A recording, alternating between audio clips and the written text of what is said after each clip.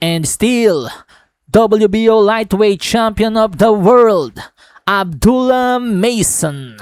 Yes mga amigo, sa pamamagitan po ng technical knockout, napanatili ni Abdullah Mason ang kanyang WBO Lightweight title laban sa kapwa undefeated na si Prince Albert Bell. Pero medyo nabalutan ng kontrobersiya ang laban mga amigos dahil premature stoppage po. Marami pong hindi sang-ayon sa mabilis na pag-awat ng laban ni referee Mark Nelson. Kabilang po ako doon sa mga hindi sumasang-ayon. Dahil bagamat nakascore po ng 2 knockdown itong si Mason sa last round. Pero hindi po ito kasing grabe na mga suntok ni Luis Castillo kay Diego Corrales o vice versa. Mga suntok ni Diego Corrales kay Luis Castillo na talaga namang karapat dapat ng awatin. Ang pagbagsak po ni Albert Bell mga amigos ay mix po. Parang dala po ng pagod pati na rin yung kanyang broken nose. Pero malayo pa po sa peligro. Maging yung mga commentators ay nagre-reklamo na bakit inawat agad. Dahil nga po sa unofficial scorecard ni Chris Mannix, lamang pa po si Albert Bell. Kaya't hiling nila sana pinayagan pa ng referee lumaban.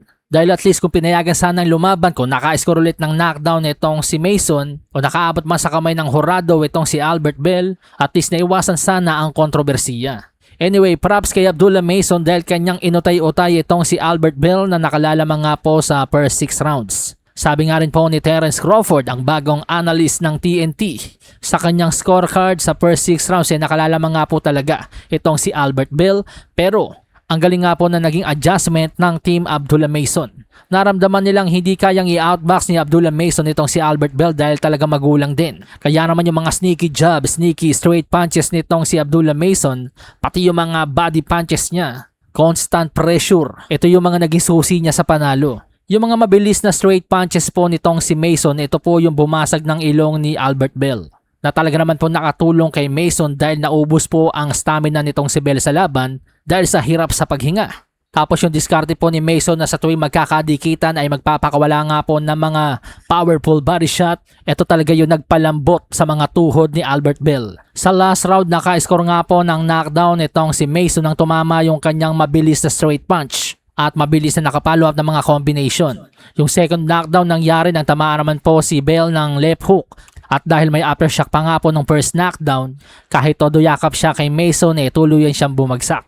At sa mata nga po ng referee sa puntong yon, nang makitang dumudugo na rin na bibig ni Bell at halatang basag na ang ilong, nag-decide na nga po itong awatin ng laban.